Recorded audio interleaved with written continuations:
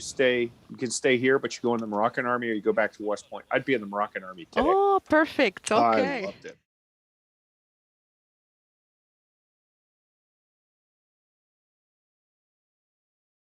United States of America from Afghanistan and the international regional calculations in Afghanistan. This is a seminar that is being convened by Al Jazeera Centre for Studies in cooperation with Al Jazeera Mubasher. So what has happened? Is it going to make the US hesitate in joining a new alliance or forming a new alliance? And how is China going to deal with the new situation? Is there going to be cooperation, competition in Afghanistan?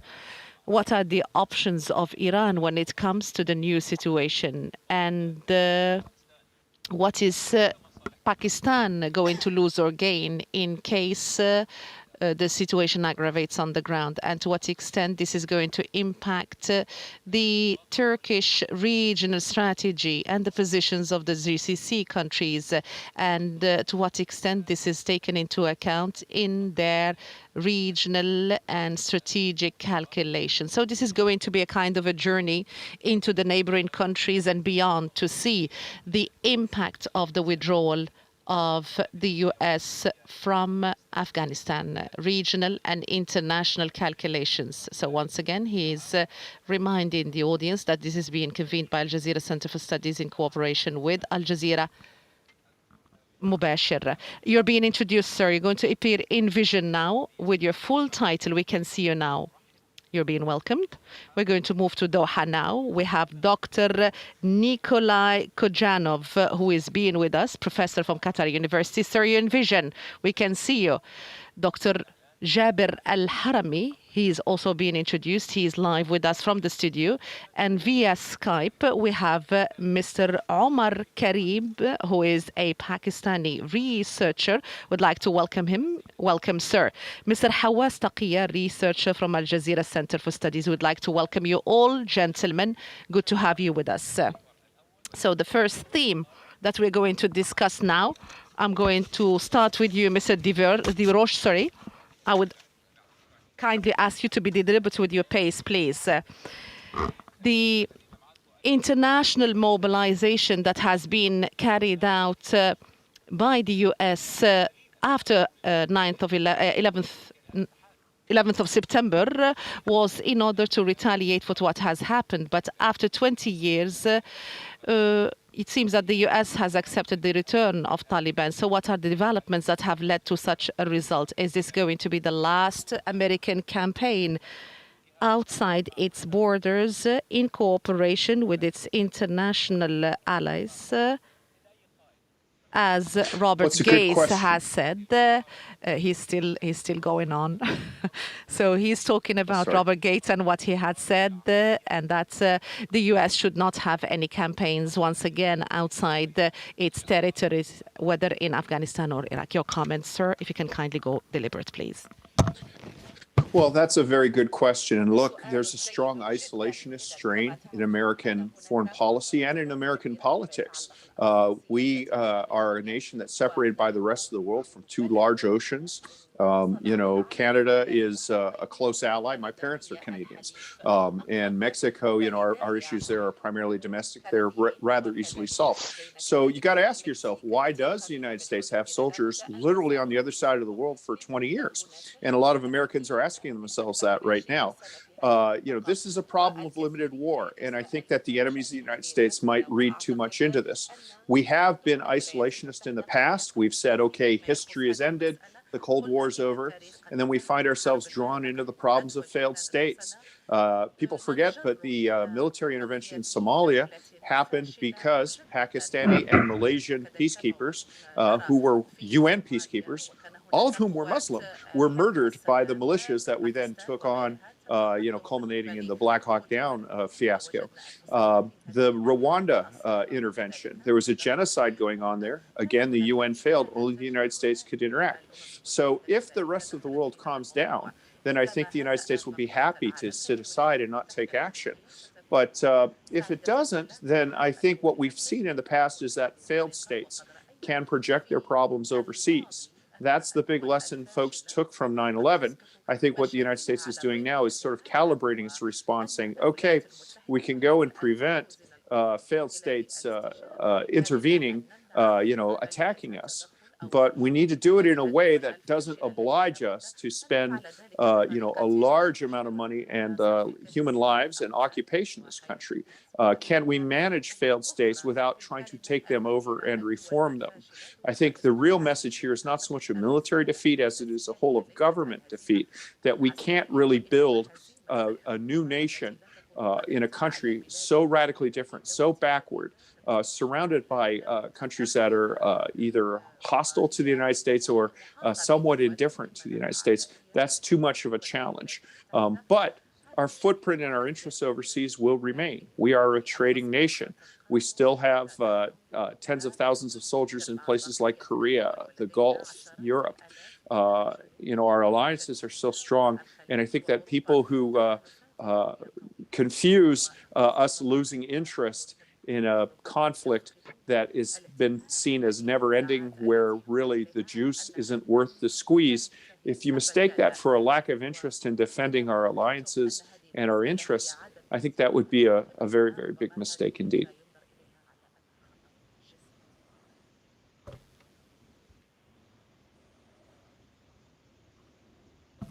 We would like to move now to Mr. Nikolai Kozanov. There have been statements by Taliban and by the Chinese leadership that there might be cooperation in the coming phase. So what are the gains that can be achieved, and would China achieve that or be successful in that endeavor?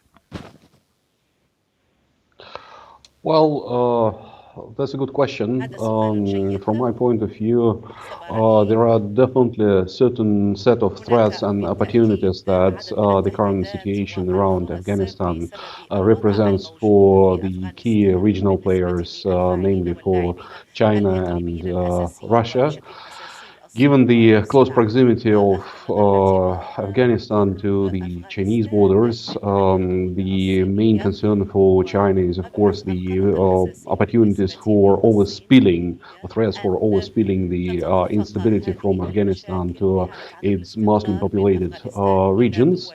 And that's why China, like Russia, they try to do their best at the very beginning of the current crisis to make sure that the relations established with Taliban, and also there are certain guarantees given by the new Afghan government that the border integrity of the country will be respected, and the conflict is not going to spill over either to the territories of Central Asia or to the territories of China. On the other hand, definitely there is a certain opportunity. First of all, the opportunity to build up the dialogue on the security issues with the post-Soviet Central Asian states. And as well as with Russia, which is also, like Beijing, seriously concerned about the development of the situation around Afghanistan. However, the problem here is the need to overcome the mutual mistrust that exists both on the side of Central Asians and on the side of the Russians towards the Chinese intentions in this region. Because my experience of talking to the Russian officials, to the Russian diplomats, says that their main concern is connected to the fact that they can be used by the Chinese to ensure the security situation in the region, whereas China itself will be hiding behind their backs. And that's definitely something that need to be settled and resolved. As for cooperation with Afghanistan itself, I guess that it's too early to speak about any opportunities or challenges. I'll better say it's early to speak about opportunities rather than about existing challenges, because it's still unclear how stable the situation in the country remains and what opportunities these stability or instability will represent for China to develop relations with Afghanistan.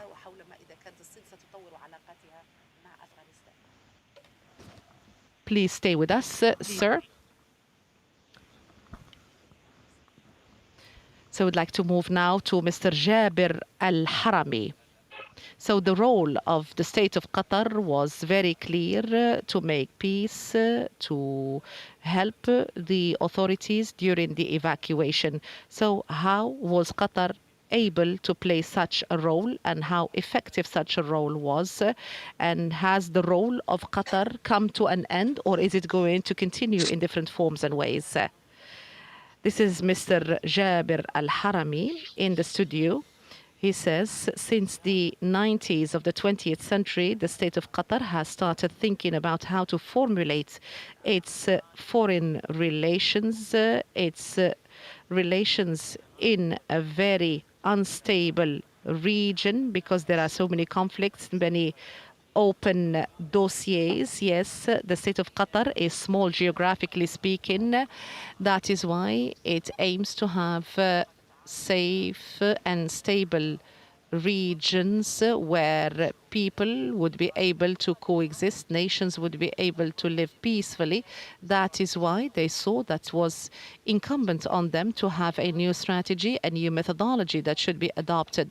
And this methodology had been formulated in a way that it saw it's possible to play a mediation role in order to dismantle these conflicts that exist in the region. So Qatar was not able to achieve successes only in the Afghan dossier. Perhaps this dossier is different from other dossiers in the region. We talk here about so many dossiers in the region, such as the Lebanese file in the Horn of Africa, the Sudanese file, and also problems and issues between Hamas and Fatah, but perhaps the Afghan situation is different because the tribal makeup of Afghanistan is in itself different. The crisis, the war is deeply rooted, and the parties to the conflict are not only internal components of the Afghan people. There are external powers. There's one external power that is very influential, very impactful. So there was a rule in Afghanistan, and the United States of America came into Afghanistan in 2001. And when we think about how to find a solution, how to dismantle this conflict, this requires a great deal of wisdom. It requires a great deal of mature management for the situation to be contained. I would like to tell you that Taliban had been invited by many other countries for them to be hosted by those countries in order for the dialogue to take place in those countries. But they chose Qatar as their platform for negotiations because Qatar, throughout recent years, since they opened an office for Taliban in 2013, they have found that Qatar does not have an agenda and does not want to impose any trusteeship on Afghanistan and does not have any ambitions when it comes to Afghanistan, and that Qatar stands on equal footing with all components that are concerned with the Afghan situation. So that is why they have been the ones that have hosted the talks that have taken place. We have seen what has happened in Afghanistan. We have seen the invasion of the Soviet Union, and after that the American invasion, and the repercussions that have continued until 2020. So Qatar has keenness to find the whole region secure and safe and stable. We're talking here about Central Asia. So the state of Qatar sees that any destabilization is going to spill over to other nations and countries, and the lack of stability would have repercussions on other parties. That is why the state of Qatar aims to find stability in the region, to find radical and roots solutions to this matter. The state of Qatar was able to manage the situation very wisely when they have put the conflict between the two countries on a certain pathway that has led to an agreement that was concluded between Taliban and the US. And after that, there was an intra-Afghan talks, and it was for the first time that the Afghans were able to meet in Doha to have one comprehensive statement about the future of Afghanistan. I think that the state of Qatar has gained a lot of experience since the 90s of the 20th century, and it was able to gain legitimacy with the international community and with Afghanistan. All these components enable the state of Qatar to be productive in its efforts and endeavors, whether it is to do with the agreement that was concluded with the US or when it comes to the positive role that Qatar played after the departure of the US and its withdrawal from Afghanistan, and the efforts that Qatar has made in order to evacuate people from Afghanistan. So all these are testament to the trust that Qatar enjoys. So the operation of the airport, Taliban sought the help of the state of Qatar. This is another indicator. Please stay with us, Mr. Al-Harami. I would like to go to our guest from Islamabad, Mr. Omar Karim. You're being introduced by the presenter now. Mr. Karim, historically speaking, Pakistan has watched and followed the formation of Taliban. So the question, what are the gains that Pakistan is going to get when Taliban goes back to power? Doesn't Pakistan fear that this is going to strengthen Taliban Pakistan? And perhaps this would lead to instability in the future? Would the Taliban and other groups that follow the same pathway of Taliban, would this lead to more incitement of issues and problems? Can you please answer this question in 4 minutes? Thank you so much. Pakistan is definitely a key political and security arbitrator. And now I think one of the major gains is that filling the vacuum left by US force critical in this regard, but Pakistan with the plan is one of the most critical actors. A key gain for Pakistan right now from a geopolitical and Pakistani perspective presence on Afghan soil that use Afghanistan we do apologize, Mr. Karim. I can hardly hear what you're saying. The line is very much interrupted. I do apologize. I cannot hear what you're saying. So I do not know what we should do for that. We're going to come back to you. Please stay with us.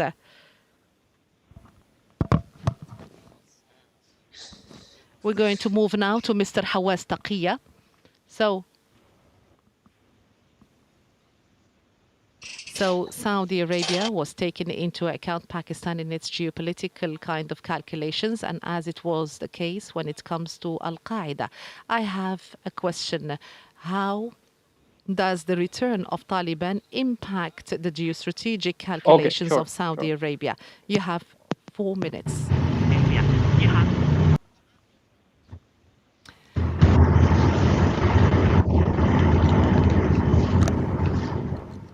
I think that Saudi Arabia faces a number of challenges.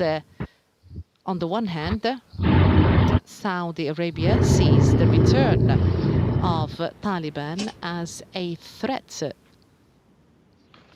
It is seen as a threat to its pathway, particularly in the era of MBS, who bets on so many components such as moderation, modernity, and perhaps even not giving rise to the Islamic movements and ideological movement or movements with ideological projects.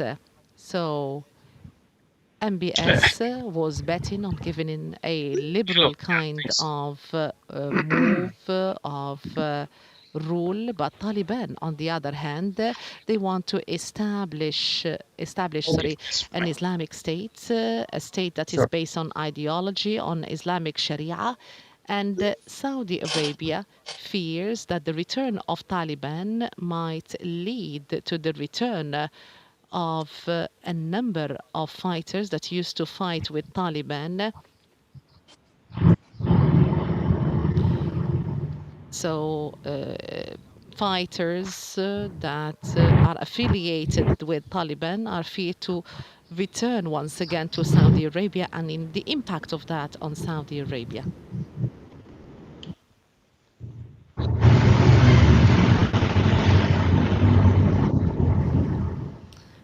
So it seems that there is a problem with the guest or the sound from Doha. Mr. Karim, can you hear us now? Yes, I can hear you. Mr. Karim? Yes, Yes, I can hear you.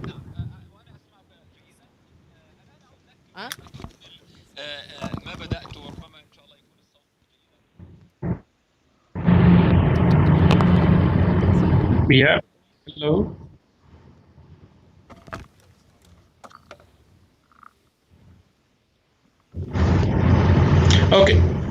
Okay, so I can say that Pakistan is a key political and security actor within Afghanistan right now. Respect the elimination of Indian presence on soil that used Afghanistan as a springboard for terrorist activities against Pakistan. We do apologize, Mr. Karim. I cannot hear you. It's very much interrupted. The line is not clear at all.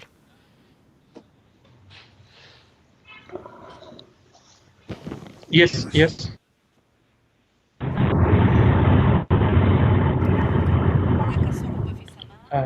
Okay, sure. Yes, sorry.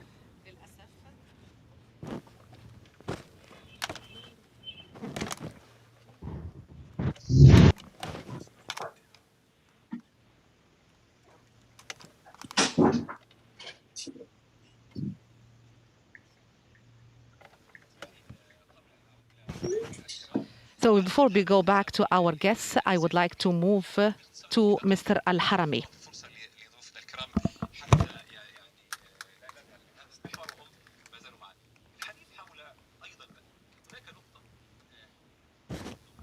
So there is a point about the state of Qatar and the strategic role by Qatar in the future.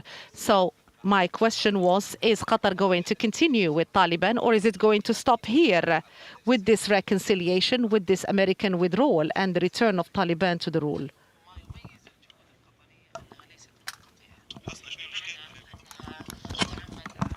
نفس المشكلة اللي خبرتك عليها، الصوت غير واضح. ايه مش واضح.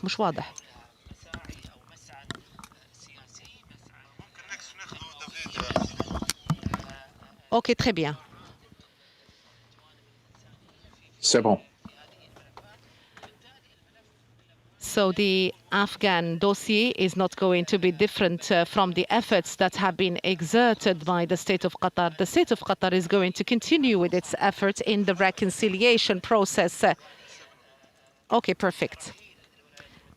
So Qatar is going to continue with its efforts after the departure and the withdrawal of a number of international powers from the Muslim country, which is Afghanistan.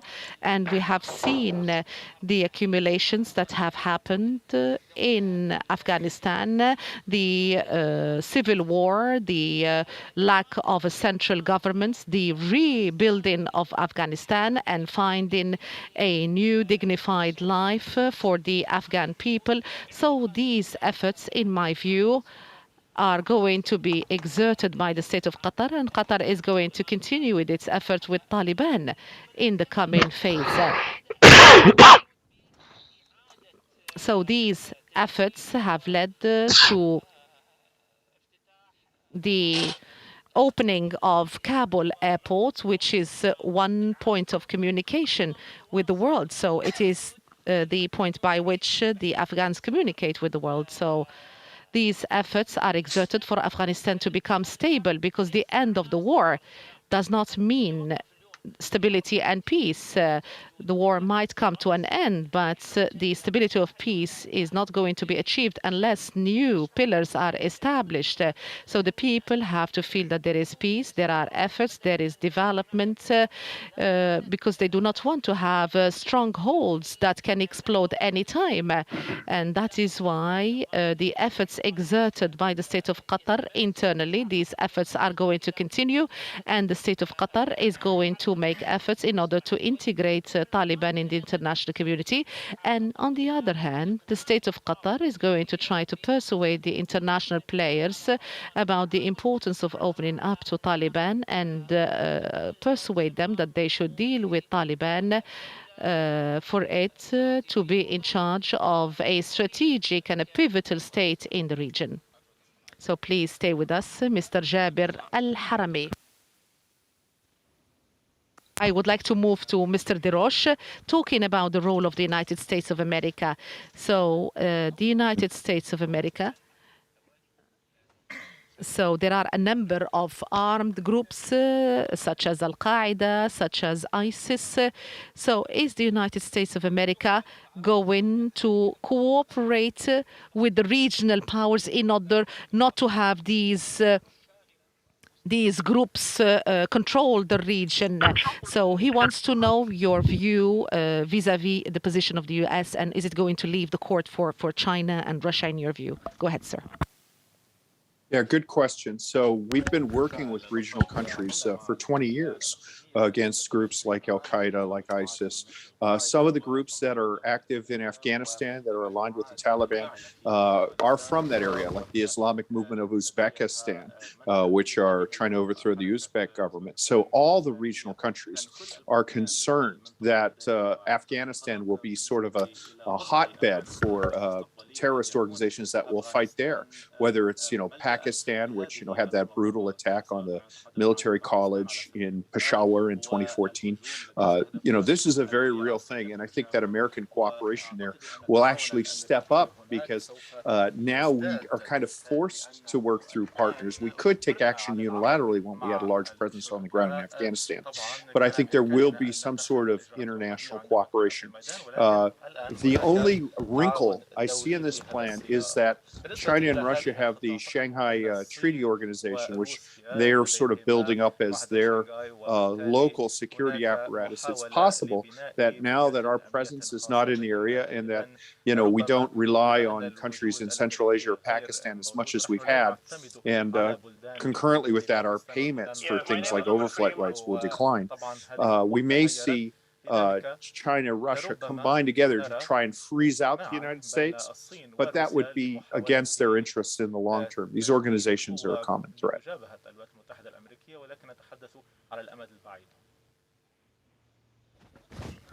Yes, please stay with us, Mr. Deroche. So, Dr. Nikolai, back to you, sir. So, question to you.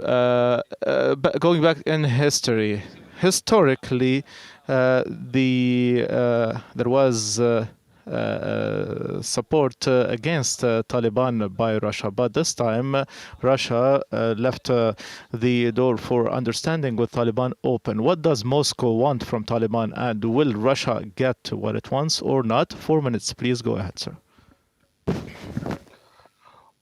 Well, thank you very much for your question. I guess that people in Moscow and in the Kremlin would like to know the answer to it as well. So my assumption is that right now the channel of communications that were established between Russia on the one hand and Taliban on the other, they are aimed at the opening a certain window at Afghanistan through which Russia can learn more about the behavior of the Talibs or the Taliban and where this movement will lead the country. We need to understand that the current crisis for Moscow is a very unpleasant event because it diverts its attention from the set of other tensions that Russia has with the West, over the Ukraine, over the Nord Stream 2, over Syria, and the emergence of a new source of instability quite close to its borders and quite close to the post-Soviet space, it demands Russia to pay lots of attention of what's happening in there. Right now, the top priority of Russia is just to make sure that the instability, potential instability that might follow the retaking of Kabul is not going to affect the post-Soviet republics of Central Asia. And speaking about the instability and threat, Moscow implies, first of all, the potential return of Uzbek and Tajiks oppositioners who found their refuge in Afghanistan during the recent years to their home countries in order to destabilize the situation there. Also, Moscow is trying to understand what the rise of Taliban in Afghanistan will mean for drug trafficking, for criminal situation in Central Asia, and especially, as I mentioned, for the drug trafficking that goes directly to Russia. Right now, the Kremlin does understand that apart from Central Asian republics and probably Iran, there is almost no partners to rely on in trying to build up what can be called a certain sanitary cordon around the Afghan borders. And it's trying to actively build up relations with these countries. But as for Taliban itself, Moscow is least interested in what's happening in Afghanistan, but rather in what impact these developments can have on the situation around the country. So in this regard, Russia will build up its relations with the new government in Afghanistan, in Kabul, depending on how the situation will be developing on the ground. Right now, it doesn't have any interest in intervening in Afghanistan affairs or supporting an anti-Taliban movement. However, the situation might change depending on what policy towards the post-Soviet space the Afghan government choose in the future.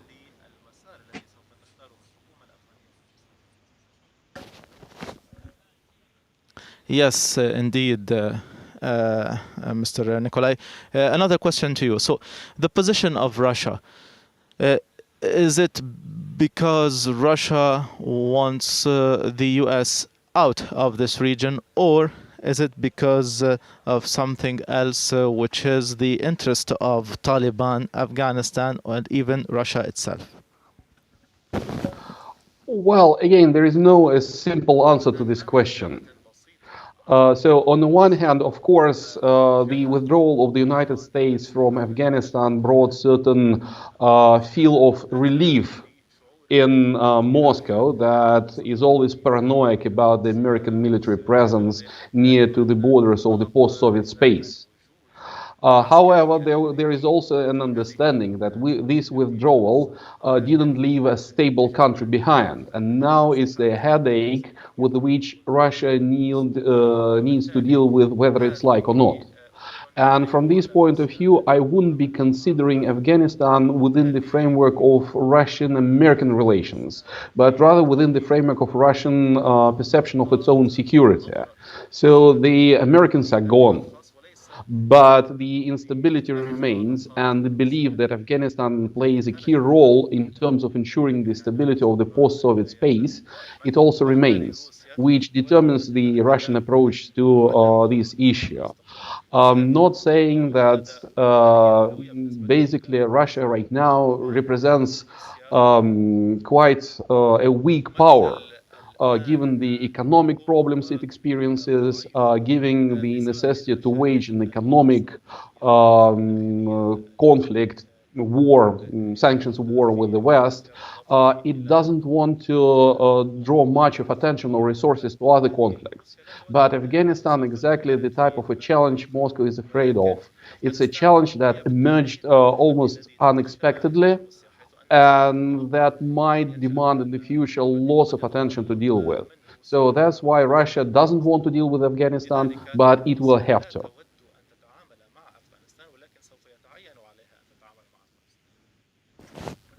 Yes, please stay with us, sir, Mr. Kozhanov. So, back to Mr. Karim. So, Mr. Karim, hopefully you will be able to hear us now regarding the gains of Pakistan after the return of Taliban to rule Afghanistan. And are there any concerns in the presence of the Pakistani Taliban? So, is there any fears regarding this or not? شكرا جزيلا. آمل أن الصوت يصل بوضوح.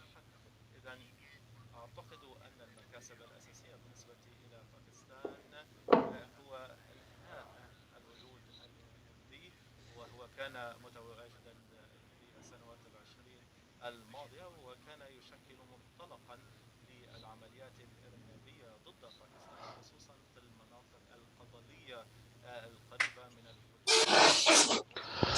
الحكومة الهندية في كابول ذهبت ولم تعد قائمة، وبالتالي التواجد الهندي تفكك في أفغانستان. التهديد الأمني على الحدود الباكستانية يمكن أن يدار.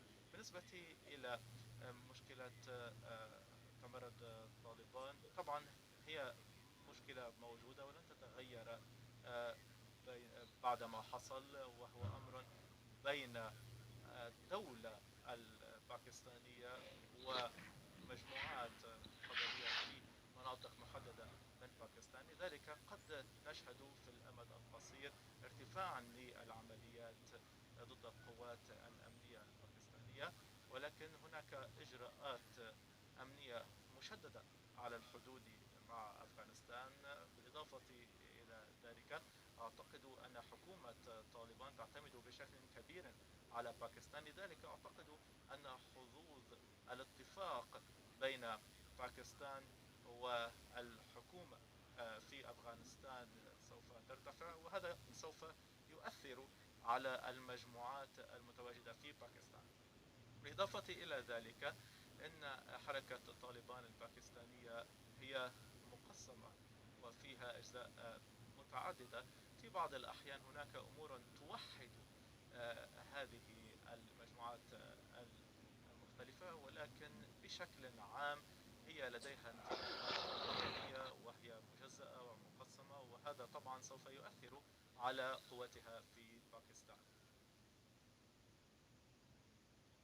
بالنسبة إلى تأثير هذه التطورات على العلاقة بين الهند وباكستان، أعتقد أن هذا الملف هو ملف منفصل، وهناك توترات بين البلدين بشأن أمور مختلفة. من المنظور الباكستاني، في حال لم تعد الهند في أفغانستان، طبعا يمكن أن تكون متمثلة بشكل دبلوماسي، ولكن إذا ما لم يكن لدى الهند أي دور أمني، هذا يعني بالنسبة إلى باكستان أن الحدود سوف تكون آمنة بشكل أكبر، والتهديدات الحدودية التي عانت منها باكستان في السنوات الماضية تراجعت، ويمكن باكستان أن تركز على حدودها الشرقية. Yes, sir. Mr. Omar Karim, question to you again, sir. So, this is also relating to another thing, which is the rapprochement between Pakistan and Turkey and China when it comes to cooperation in Afghanistan. So, does it have a strong basis, and would it strengthen Pakistan when it comes to the Silk Road project? And also, what are the calculations of Turkey in Afghanistan, and could they achieve it or not? Go ahead, sir. أعتقد أن العلاقات التي تجمع باكستان بتركيا لديها أسس استراتيجية، وهي لم تتأثر بالاختلافات بالرأي بشأن أفغانستان. أعتقد أن الفهم التركي لم يكن واقعيا بالنسبة إلى أفغانستان، وكان هناك سوء حسابات عندما اقترحت أن تؤمن مطار كابول. أعتقد أن هذا الأمر كان فيه سوء حساب، لأن تركيا هي عضو في حلف شمال الأطلسي، وطالبان لم تقبل بذلك.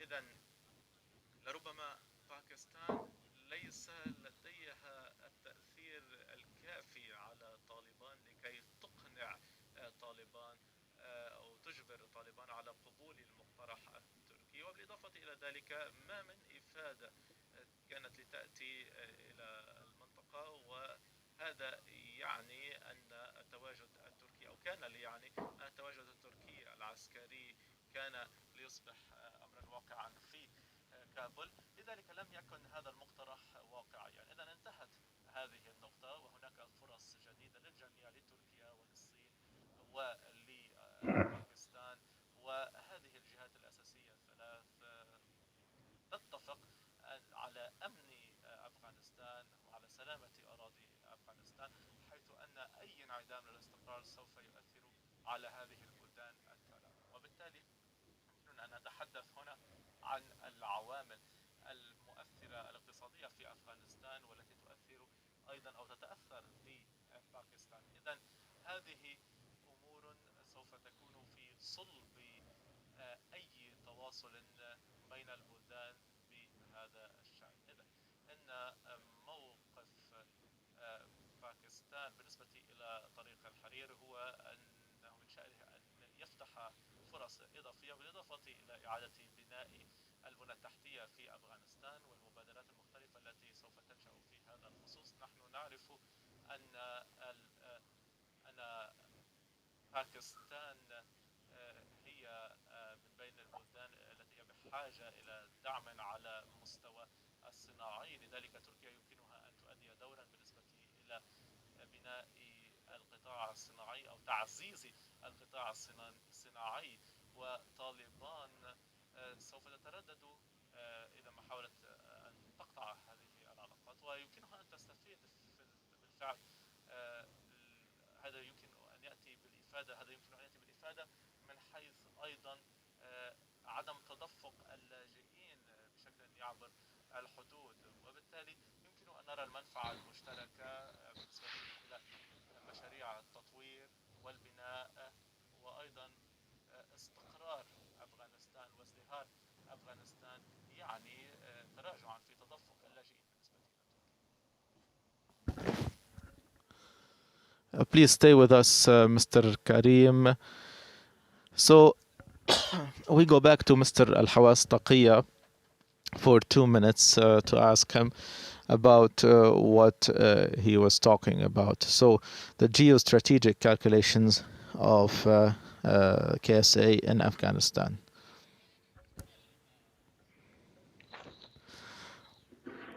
Yes, so I would like to continue by saying that Saudi Arabia has an opportunity, but the calculations of Saudi Arabia are not as strong as they were in the past. There's also a problem in the connection, and we lost him. The presenter is saying maybe we're still facing the same problem. So we will try to return to Mr. Hawas Taqiyya. Yes, we can hear his voice is breaking, unfortunately.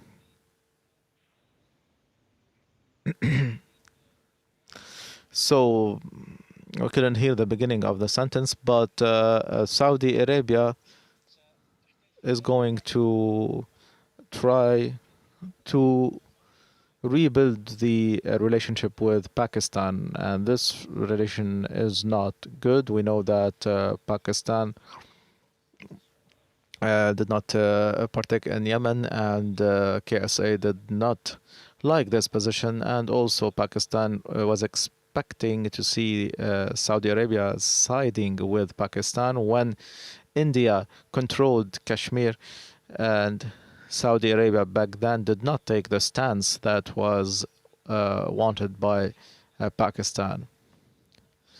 So Pakistan asked Saudi Arabia to have the organization of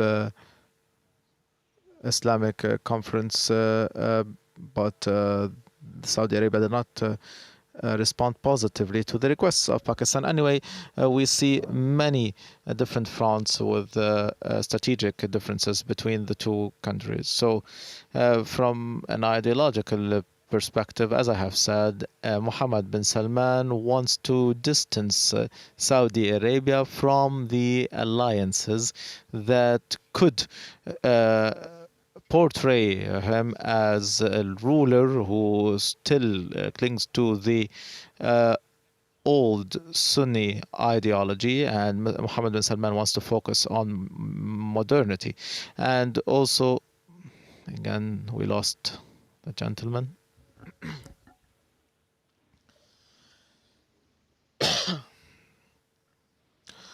So he's back. So Turkey has a strong stance vis-a-vis India when it comes to Kashmir. So this shows some sort of rapprochement between Pakistan and Turkey. So at the strategic level, this will also hinder Saudi Arabia's return to Afghanistan. In addition to that, during the era of Hadi, Saudi Arabia was very close to the government of Ghani, or the government of Afghanistan. In 2008, 2009, the Kingdom of Saudi Arabia tried to host talks between Taliban and the United States, but Taliban rejected this proposal at a later stage because Saudi Arabia imposed a lot of conditions and compromises. And we know that the Kingdom of Saudi Arabia organized a large conference that condemned the acts of Taliban, saying that this is not part of jihad and this is not legitimate. So this led to distance between the two countries, and this is why the return of Saudi Arabia to Afghanistan from a strategic perspective is a good investment, because it could be used to pressure Iran, but it is not as easy as it used to be in the 90s of the 20th century. This is why Saudi Arabia has concerns that Taliban might host armed groups that could threaten the stability. But on the other hand, it's an opportunity. And there were some meetings by the former intelligence director, Turk Faisal, who visited the area. So he wants to see any potential opportunities. Again, we lost the gentleman.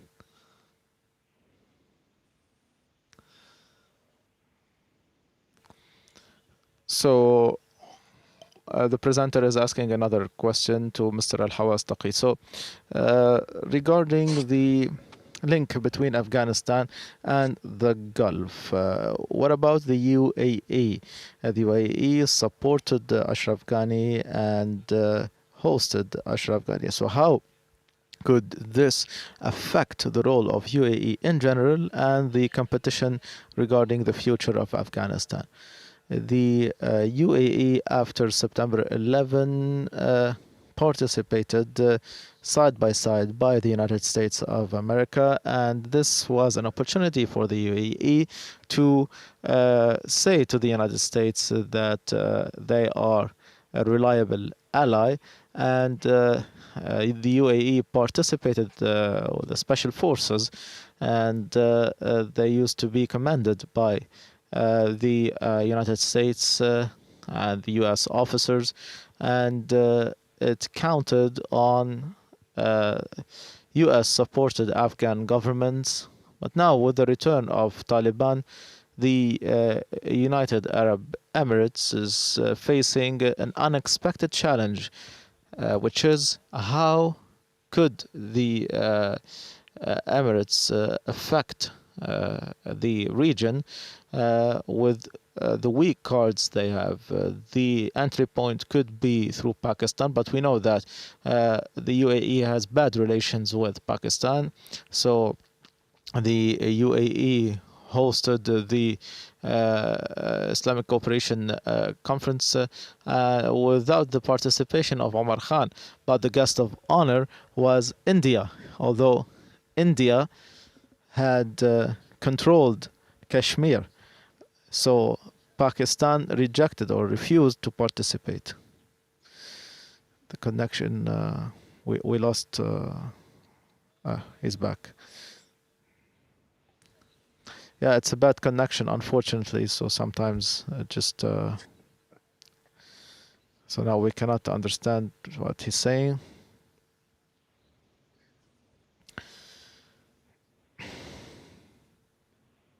And there is a rapprochement between Pakistan and Turkey. So how could they go back through Pakistan, although they have very big differences when it comes to the strategic view? The second entry point is the north, and that was the bet of India. So the Tajik and Uzbek, particularly Masoud, so they used to be supported by Iran and India. So would it be back through Iran? This would bother Saudi Arabia because the resistance of Taliban in the 90s and they had sponsored this force, and we know that India has a military base in Tajikistan. So could the UAE return via this route? So this would bother Saudi Arabia. So Pakistan is difficult and Iran is also difficult for the UAE. So it has very limited strategic options in Afghanistan. Although the United Arab Emirates presented itself as a potential important role player that could be counted on by the United States in order to manage the situation in the region, in order for the United States to focus on containing China. Yusuf Al-Otaiba, the ambassador of the United Arab Emirates in the United States, we lost him.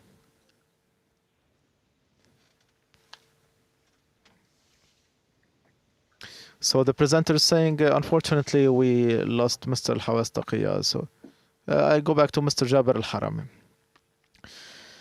We're still talking about the same area. So we talked about the Kingdom of Saudi Arabia, and Mr. Al-Hawas Taqiyya talked about the Emirates.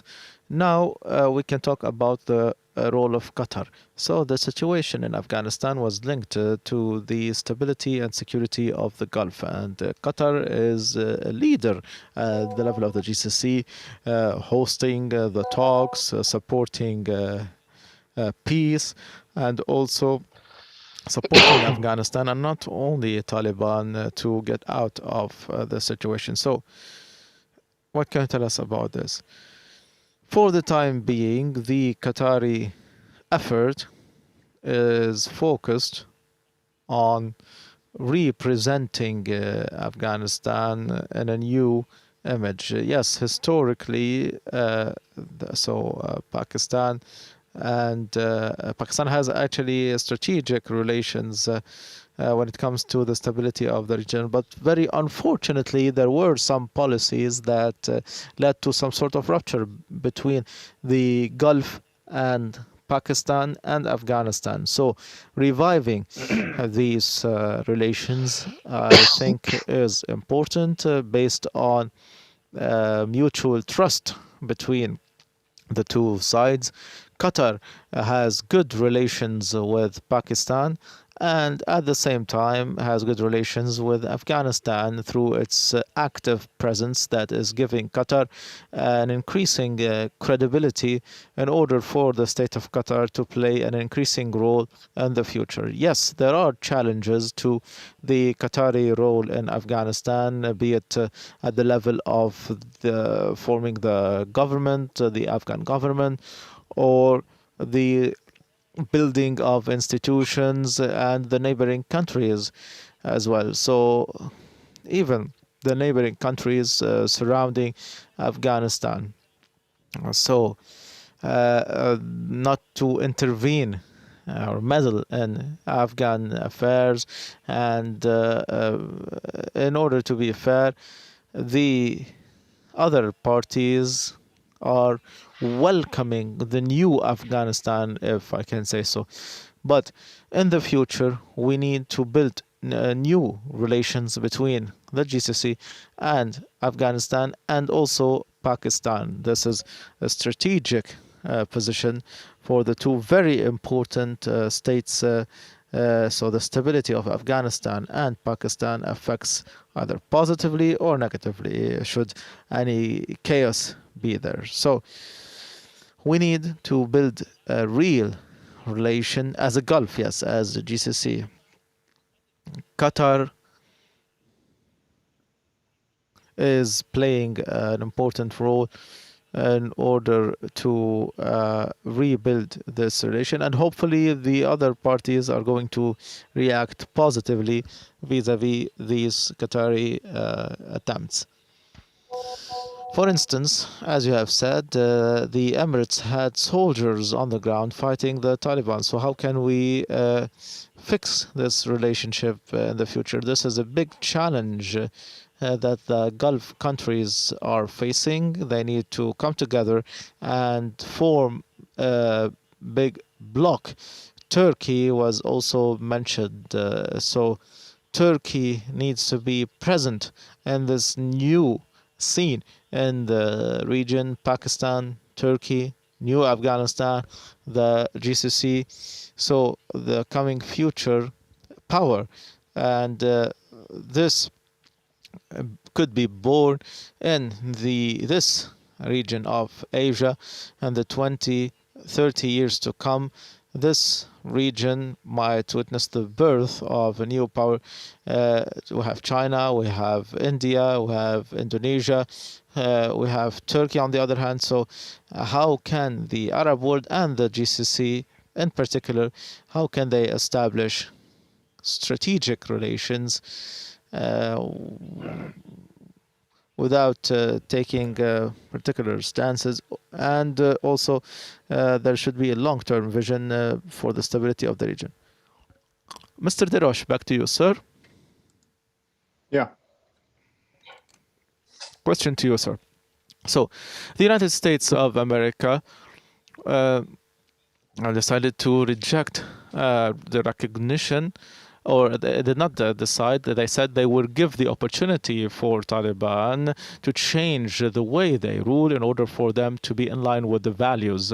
What are the main changes that the US and the West want from Taliban, and what are the means of communication between the West and Taliban, and how can they pressure them, and what would the response be if Taliban reject these conditions? Go ahead, sir.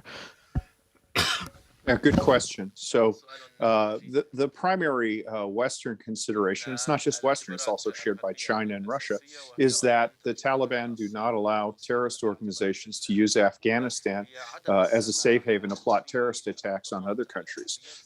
Right now, this is portrayed as an American versus Taliban difference, but this is actually a global concern. China actually has the most to lose if Afghanistan becomes like it was prior to 9/11. The Uyghur Muslim minority is being wiped out in eastern China. That's right adjacent to the border with Afghanistan. China's Belt and Road infrastructure that's being built in Pakistan has already been attacked by the Pakistani Taliban.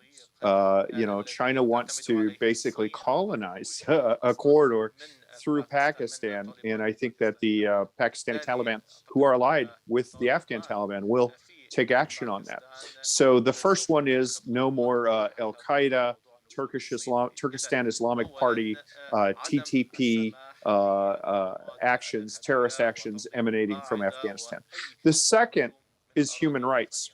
The Afghan society is fundamentally different from what it was 20 years ago. 20 years ago, illiteracy was widespread, maternal health was very, very poor. There's been a transformation.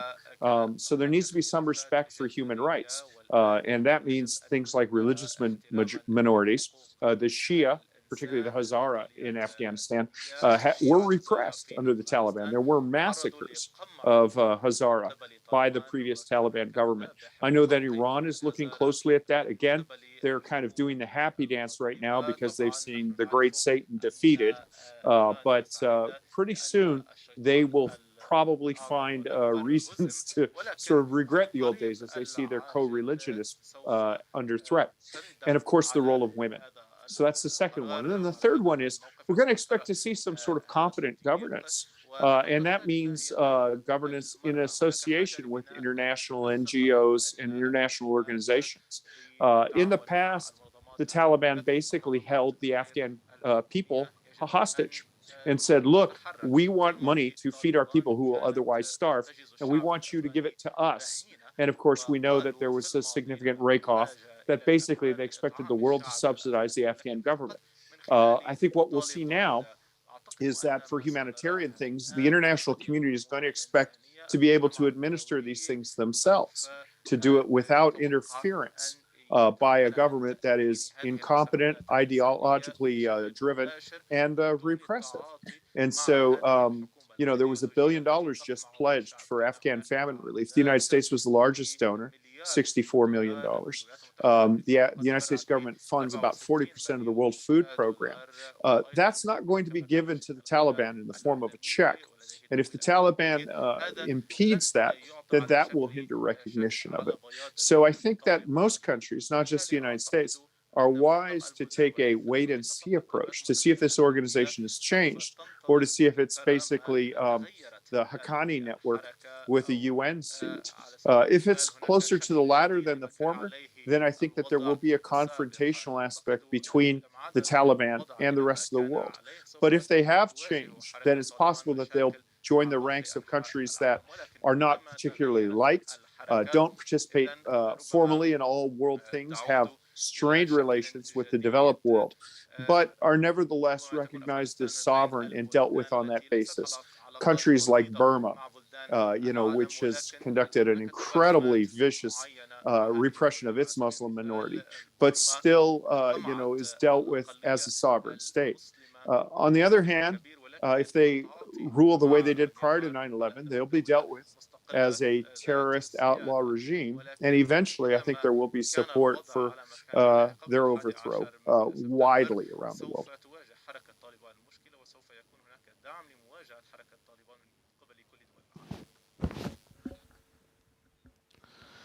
Yes, thank you, Mr. Deroche. Now we move to Mr. Nikolai, Professor Nikolai. Russia and China have a common interest to have the United States as far away as possible from their borders. But after the withdrawal of the United States, there is no longer this factor that brings them together. In the future, will China and Russia compete in Afghanistan and surrounding areas, or are they going to strengthen the relationship and the cooperation in order for them to deny any return to the United States, of the United States to the region? Thank you very much for your question. First of all, we need to understand that the American part of the Afghan story is not over for Russia. On one hand, Moscow will definitely try to exploit the American withdrawal for its own needs, for the needs of its own propaganda, aimed at the international community, aimed at the Central Asian region, showing that the Americans moved out from Afghanistan without being able to help their allies, whereas Russia is here and Russia is ready to protect its own agents in the region. And also Moscow will definitely be exploiting the Afghanistan agenda at the international arena as well as at the regional arena to participate in different international structures, discussions on the future of Afghanistan in order to show its importance to the international community as a player, and also in order to keep all windows of communication open with the West, with whom Moscow currently has quite difficult and tense relations. And from this point of view, of course, cooperation with China, even on words, will definitely be presented as a certain example of successful interaction with Moscow or Afghanistan. But in reality, I think that interests and priorities of the two countries will be different, which will bring them to the situation when they are not going to compete with each other. Because, for instance, economically speaking, definitely Russia should not be considered as an equal competitor to China. And again, in terms of the financial, economic assistance for the reconstruction of Afghanistan, Russia is neither willing nor actually being able to help. Whereas China, given its economic resources, definitely is able to enter the country should it has such a will, a desire. On political arena, I guess that there will be certain dialogue, but not a cooperation. So, in a nutshell, we will see these two countries going parallel courses and handling their own issues and handling their and trying to achieve their own tasks. So for Russia, it will be more related to the security dimension, to the stability of Central Asia rather than to Afghanistan itself. Whereas for China, Afghanistan might be representing an interest of itself and in itself.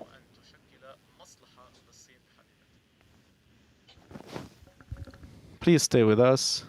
Mr. Omar Karim, back to you, sir. Mr. Karim, so the positions of Pakistan and Iran or India were different in Afghanistan, and the disagreement also resurfaced when it come to Panjshir. Iran accused Pakistan to intervene when it comes to these latest battles. So the disagreement between Iran and Pakistan, is it going to have an impact on the future of Afghanistan? 3 minutes, please go ahead. هذا سؤال مثير للاهتمام، وأعتقد أننا نشهد لعب إقليمية جديدة بين باكستان، الهند، إيران والمملكة العربية السعودية، وأعتقد أنها نقطة الانطلاق لهذه اللعبة الجديدة. من الواضح أن الوضع في هذه المرة يختلف بشكل كبير عما كان عليه في التسعينيات، لأن في التسعينيات التاجيك والأوزبك والهزارة كان لديهم أراضي في أفغانستان كي ينظموا الصفوف ويهاجموا طالبان، ولكن الآن نعرف أن الوضع قد اختلف. الدعم من إيران كان أساسيا في الماضي، ولكن الآن طالبان سيطرت على كل الأراضي الأفغانية، وهي بالتالي تتحكم بمفاصل السلطة، وهذا يؤثر على دور إيران. وإذا ما أرادت إيران أن تستحدث العقبات كان باستطاعتها أن تقوم بذلك من خلال دعم المجموعات المتواجدة في أفغانستان، ولكنها بقيت مكتوفة الأيدي وشاهدت من دون تدخل. إذن أنا أفهم أن هناك انتماءات عرقية إثنية بين إيران والتاجيك في بانشير، وطبعا أن طالبان تعاملت بشكل عسكري مع قضية بانشير، وفي الماضي نحن نعرف قصة أحمد شاه مسعود وتبعات ما حصل إلى يومنا هذا. ولكن بشكل نهائي لا أعتقد أن إيران تدعم المجموعات التي تصنع السياسات. بالنسبة إلى إيران، الجهات التي تصنع السياسات هي المرشد الأعلى والحرس الثوري، وأعتقد أنهم سوف يتعاملون مع الوضع الراهن، ولديهم قلق بالنسبة إلى تشكيل الحكومة الأفغانية الجديدة، ويعتقدون أن الناس الذين دعموهم من ضمن طالبان وبنوا علاقات معهم من ضمن طالبان وضعوا جانبا أو همشوا في هذه العملية الجديدة في أفغانستان. لذلك إيران تعتقد أن اللوم يقع على باكستان، لأن الحكومة التي تشكلت في أفغانستان هي مدعومة من باكستان ومن خلال الشخصيات الأساسية التي استلمت المواقع الأساسية في الحكومة الجديدة. وإيران برأيها أن باكستان أثرت على تشكيل هذه الحكومة الأفغانية الجديدة. لذلك لا أعتقد أن العملية سوف تكون سلسة بالنسبة إلى العلاقات بين هذين البلدين بالنسبة إلى الملف الأفغاني، ولكن بالنسبة إلى التنافس بين إيران وباكستان في الملف الأفغاني هذا يعتمد على العلاقة التي سوف تبنى مع حكومة طالبان أرسلت رسالة واضحة مفادها أن الشيعة في أفغانستان سوف يتم التعامل معهم بشكل عادل، وأنهم يقبلون المخاوف التي تم التعبير عنها، ولكن في المقابل لا يمكن أن يكونوا وكلاء لأي قوة إقليمية أو خارجية. وبالتالي الأمر دقيق بالنسبة إلى إيران كي تتعامل مع هذا الوضع في حال طالبان لم تستمع إلى المخاوف الإيرانية، وفي حال بدأت بالتمييز والقمع الذي يستهدف الهزارة في أفغانستان. إذن من الأهمية بمكان أن هذه الجماعات كل هذه الجماعات التي دعمت الأوزبك والتاجيك والهزارة، إذن هذه الجهات لربما تحاول أن تقوم. I'm sorry to interrupt you, sir. I'm sorry to interrupt. Please stay with us. Mr. Hawas Taqiya, so the last question goes to you before I go back to Mr. Jabir Al-Harami. So, talking about the role of KSA and UAE. Under MBS and MBZ, Saudi Arabia and the UAE coordinated their strategies regarding several dossiers. Will they cooperate and coordinate when it comes to Afghanistan, or they have different interests and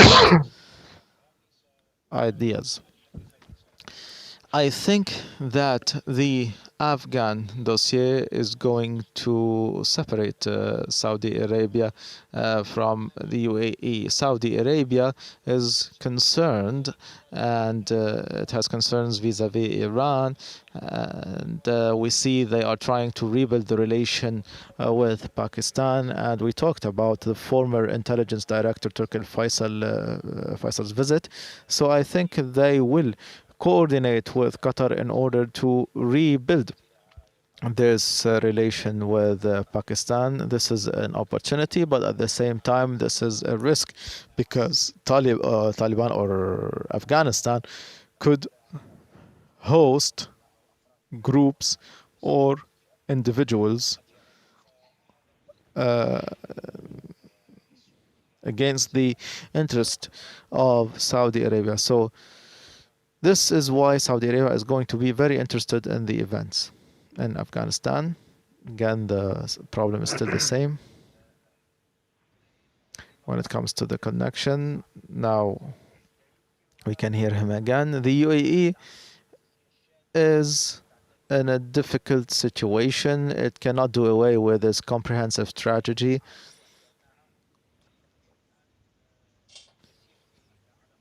The UAE cannot follow in the steps of Saudi Arabia. The UAE decided to side with India and Israel. And this is also something key to take into account. Pakistan rejected normalization with Israel, and this is a point of contention. So this is why the UAE hosted Ghani. Maybe Ghani could be one card that the UAE could use in the future. I think that the traditional policies will go back, and when it comes to Saudi Arabia will rely on Pakistan, but the UAE cannot rely on Pakistan because this would affect its biggest alliance in the region, which is with India. So I think that this dossier is going to create a distance between the two allies, and each one of them has different priority. Saudi Arabia has the rebuilding of the relation with Pakistan as a priority in order to pressure Iran. The problem is that the UAE could become closer to Iran. We can no longer hear the guest.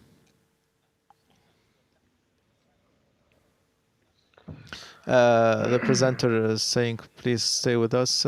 So we get to the social media now. So we had asked a number of questions regarding the influence of the United States and the West. Was it defeated? And the withdrawal of the United States from Afghanistan, would it make its role deteriorate worldwide? And what are the powers that could become the competitors of the United States? Which parties gained and which parties lost? Abdulrahman As-Salefi on Twitter said, in reality, the United States and the West are witnessing the worst eras after the World War II, and the fall of the Soviet Union was the factor that made them think that they are an unmatched power, and the future of the world, or the economy of the future, is going to be led by China. Ibrahim Wild Hamadi is saying that having armed resistance led to the defeat of the U.S. enemy. Abu Yusuf al-Matri is saying, yes, there was a strategic defeat against the people who fought them, Taliban.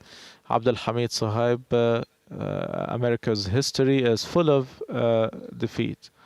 Abdul Rahman Kareem, many countries are going to try to distance themselves from the United States, and China, Russia, and Turkey is going to try to fill the vacuum. Islam Ali saying this is the end of the colonialism. The only colonial power in the world is Israel. So will the United States give the Palestinian people their historic rights? Of course not. Or historical rights? Of course not. But this could be the end of the United States and lead to the liberation of Palestine. The presenter is moving to Mr. Jabal Al-Harami. So Qatar has relations with different countries with different visions. So before commenting, I would like to talk about what my colleague said in Washington, Mr. Deroche. So I agree with him completely when it comes to the respect of human rights and the minorities and the women's rights. However, we shouldn't be selective when it comes to the evaluation of human rights. So there are some regimes with huge violations of human rights, the rights of women. Women are being imprisoned, and they were supported by the United States. You talked, or Mr. Deroche gave the example of Burma, Myanmar, which is a sovereign nation. So it could also show the selective aspect of this. So when it comes to the other points that were tackled by our other guests, I think, that was covered by the social media comments. So I think the West failed because in the United States there was a will to determine or to find a Muslim country with some Western ideas. So they wanted to form a sample that could be exported to other Arab regions or other Islamic regions. So Taliban actually succeeded in what they were doing, and they were supported by the people. The project, the Western project, the United States project, was rejected because the Arab Muslim body rejected it. So this is a strike against this project. So Mr. Derosh, back to you, sir. 1 minute. Yeah, Please, what is your comment regarding sure. what was said by on social media, particularly when it comes to this new power and the deterioration of the strength of the United States? Right. Well, I'll just have to say, watch and see. I mean, look, the United States has been pronounced dead for many times. I mean, I'm old enough to remember the fall of Vietnam. That was considered to be cataclysmic. But, what you haven't seen here is so much a defeat of the United States as the United States losing interest. It's important to bear in mind, this was a battle on the far side of the world for a country that's desperately poor. There's really nothing worth fighting over for 20 years, was the emerging opinion in the United States. So our interest remains strong and solid in countries where we have interests, where there are like-minded regimes that have popular support. I think that the American support and resolve should not be questioned or doubted. Is that good?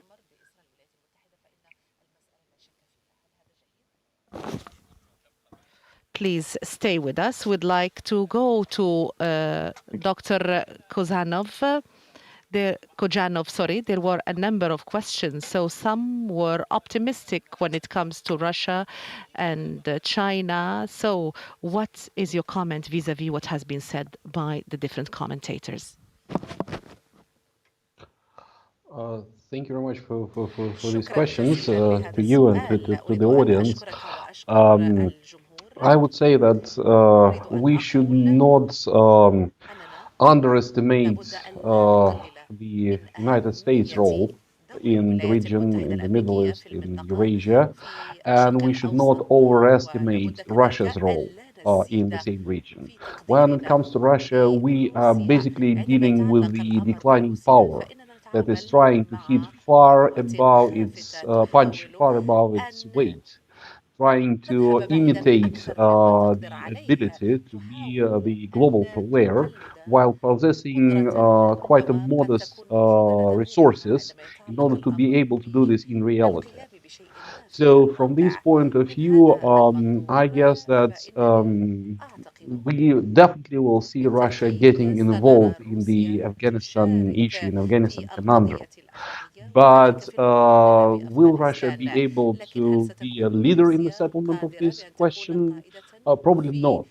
What we currently see in Afghanistan, as well as in broader Central Asia and the Middle East, is the growing role of regional players. I mean, real regional players like Turkey, or like Pakistan, like Iran, like Qatar, like Saudi Arabia, whereas the role of non-regional, or at least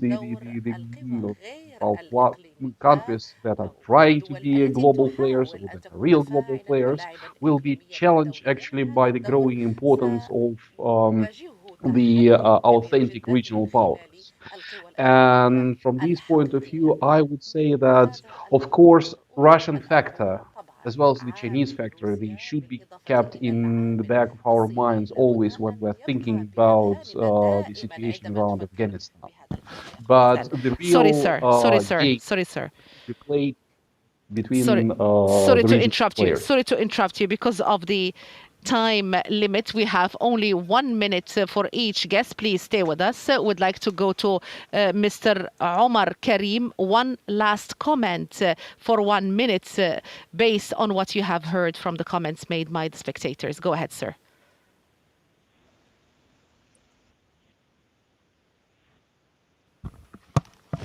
دعونا نأمل بأن الاستقرار والأمن سيستتب في أفغانستان وأن القوى الإقليمية هي التي ستكون الأساسية في هذا النطاق. هنا نتحدث عن أفغانستان وتركيا، المملكة العربية السعودية والإمارات العربية المتحدة. وأيا كانت التسوية التي سيتم الوصول إليها بشأن أفغانستان، هذا في نهاية المطاف سيؤثر على الاستقرار السياسي داخل أفغانستان. إذا كانت هذه الدول قد وصلت إلى عدم اتفاق، حينها سيكون هناك استمرار لحالة عدم الاستقرار في أفغانستان. Please stay with us, Mr. Omar Karim. We're going to go to Mr. Hawas Taqiyya. There are some who talked about a new force, a new rise in power. What is your comment on what has been expressed by the different guests?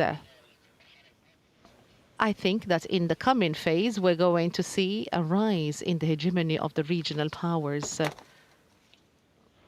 Particularly when it comes to the Iranians. With regard to the role of the United States of America, I think that the US is going to put pressure on its allies, particularly the GCC countries, because it needs to be influential, impactful when it comes to the situation in Afghanistan, as it pushed its allies in the rapprochement that took place in the Middle East, and the end of the GCC crisis has been the result of this rapprochement between the different allies, because the United States of America now is concerned with China more than this region. So the United States of America wants the regional powers in the GCC to concert efforts for them to serve joint efforts, joint interests. So the US is going to push its allies in the region. And as I said, the regional powers are going to have a role manifested. There is also a rapprochement between regional countries in order to find solutions to many dossiers and to reach pacification in many regions. And this is, I think, the move that we're going to see. So we have come to the end of this seminar. You're going to be thanked by the presenter. This is in cooperation with Al Jazeera Mubasher. So the presenter is reminding the audience of the theme that was discussed. Dirosh, sir, you're being thanked by the presenter. You're in vision. نراك سيد ديروش ويشكرك المذيع الآن. Mr. Nikolai Kojanov, you're being thanked by the presenter. You're in vision, sir. It was a pleasure having you, sir. We'd like to thank Mr. Jabir Al-Harami. Would like to thank our guest from Islamabad, Omar Karim. You're being thanked by the presenter. Thank you so much, sir. It was a pleasure hosting you in this segment. Mr. Hawas Taqiyya, you're being thanked as well. I would like to thank you, dear guests. I would like to thank you for following us. Gentlemen, you're off camera. Thanks ever so much. It was a pleasure hosting you in this program. Thank you, sir. Thank you, gentlemen. Have a good day. Bye. Thank you. Bye. Oh, my God.